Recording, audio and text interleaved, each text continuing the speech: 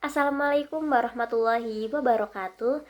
Halo semuanya, perkenalkan nama saya Nala Zulfia. Saya di sini akan menjelaskan mengenai menggunakan teknik persuasi yang etis dalam komunikasi interpersonal. Baik teman-teman, di sini langsung saja saya akan membahas beberapa poin.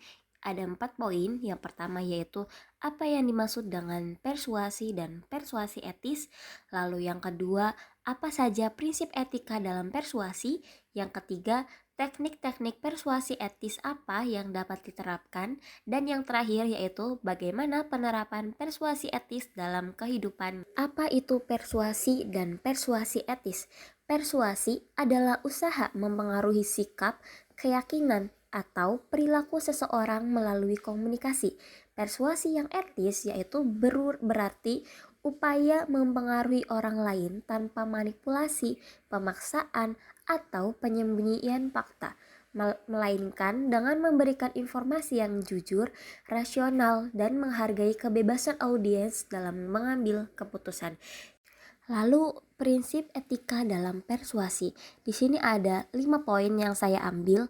Yang pertama yaitu kejujuran atau honesty, yang kedua tanggung jawab responsibility, yang ketiga keadilan atau fairness, yang keempat rasa hormat atau respect, dan yang terakhir yaitu transparansi. Oke, lalu yang pertama yaitu kejujuran ataupun honesty.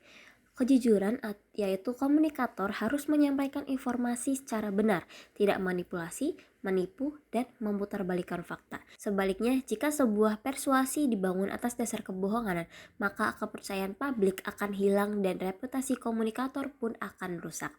Oke, yang kedua yaitu tanggung jawab. Tanggung jawab atau responsibility. Tanggung jawab dalam persuasi mengandung makna bahwa setiap pesan yang disampaikan harus dipertimbangkan dampak sosial, moral, dan psikologi terhadap penerima. Komunikator yang etis tidak hanya memikirkan tujuan jangka pendek, tetapi juga konsekuensi jangka panjang dari pesannya. Yang ketiga, yaitu keadilan. Prinsip keadilan menekankan bahwa komunikator tidak boleh memanfaatkan kelemahan, ketidaktahuan, atau kondisi emosional audiens untuk keuntungan pribadi. Yang keempat, yaitu rasa hormat ataupun respect. Rasa hormat berarti mengakui dan menghargai hak audiensi untuk memiliki pandangan yang berbeda. Selanjutnya yaitu teknik persuasi yang dapat diterapkan, yaitu ada 5. Yang pertama ada teknik rasional atau logos, yang kedua teknik emosional atau pathos, yang ketiga teknik kredibilitas atau ethos, yang keempat teknik bukti sosial atau social proof, yang kelima yaitu teknik konsistensi dan komitmen. Pembahasan yang terakhir yaitu tentang penerapan persuasi etis dalam kehidupan nyata.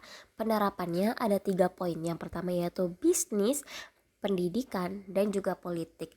Nah, persuasi etis memiliki peran penting dalam dunia bisnis yang pertama karena terutama dalam membangun kepercayaan antara perusahaan dan konsumen, komunikasi yang jujur, terbuka, dan bertanggung jawab menjadi kunci untuk mempertahankan loyalitas pelanggan.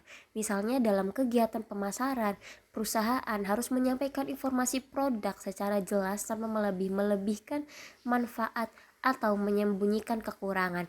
Lalu yang kedua yaitu dalam bidang pendidikan. Persuasi etis digunakan oleh pendidikan untuk memotivasi peserta didik agar mereka semangat belajar yang tinggi. Guru atau dosen berperan sebagai komunikator yang mampu mempengaruhi siswa dengan cara-cara yang inspiratif tanpa paksaan melalui pendekatan empati, rasional, dan menghargai potensi individu. Yang terakhir yaitu dalam bidang politik. Nah, persuasi etis menjadi fondasi bagi terciptanya komunikasi publik yang sehat dan demokratis. Politis yang beretika menyampaikan visi dan misi serta program kerja dengan kejujuran tanpa melakukan fitnah ataupun manipulasi informasi.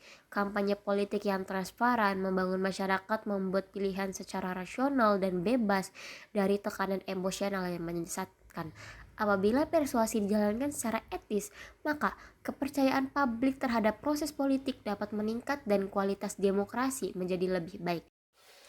Oke teman-teman, kesimpulannya yaitu persuasi yang etis adalah seni mempengaruhi orang lain dengan cara yang jujur, bertanggung jawab, dan dapat melibatkan semua orang dalam mengambil keputusan dan juga tidak manipulatif. Dengan itu, cukup sekian penjelasan dari saya. Kurang dan lebihnya mohon maaf. Jika ada yang tanyakan bisa komen di bawah. Terima kasih. Wassalamualaikum warahmatullahi wabarakatuh.